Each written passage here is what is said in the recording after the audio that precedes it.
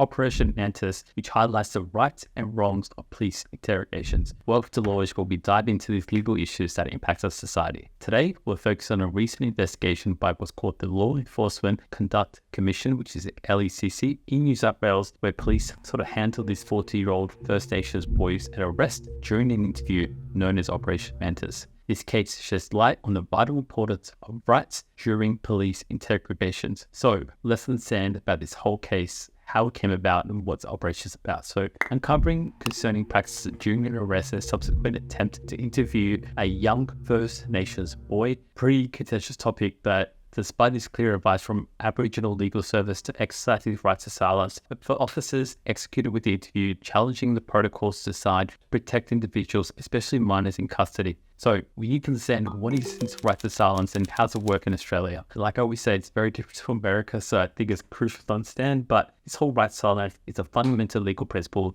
yet its application and its implications can be very complex. For most individuals, declining police interview is a crucial choice to avoid self-incrimination. However, specific procedures must be followed by law enforcement to ensure that the right is respected, highlighting a significant tension between police practices and legal protections. So police interviews, protocols, what is it all about? It's messy.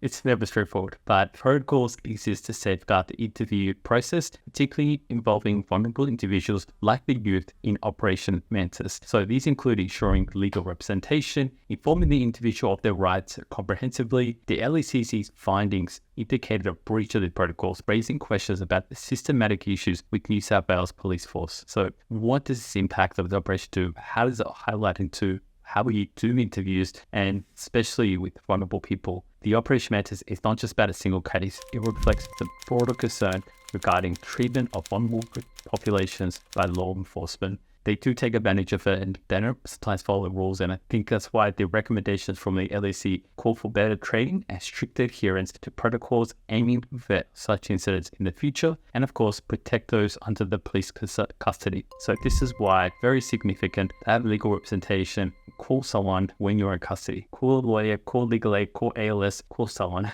The role of legal representation in the police interview is invaluable. Lawyers guide their clients, ensuring their rights are protected and advocating on their behalf. So this case underscores the importance of legal advice and representations, especially navigate the complex landscape of criminal justice and of course police interviews. So now we've got to reflect on this. Why is it so important and why your rights are really crucial to understand? So Operation Mantus provides a critical lens into the world we examine with interaction between law enforcement and of course the individuals, particularly those in vulnerable groups. So these sort of serve as a reminder of ongoing need for vigilance, education and reform to uphold the principles of justice and protect the rights of all individuals in the legal system. I always stress again, just call someone about it. Free advice from many lawyers that offer free consultation, but I hope in today's exploration of this operation remind us of this delicate balance between law enforcement objectives and our individual rights as we continue to seek justice and accountability. Let's not forget the importance of understanding, respecting legal protections. So thank you for joining us on these discussions. I think it's good to stay informed. There's a lot of free blogs, and police do generally give you your rights during the interview, but they do pressure you to sometimes go to the interview room, even if you say you don't want to give an interview.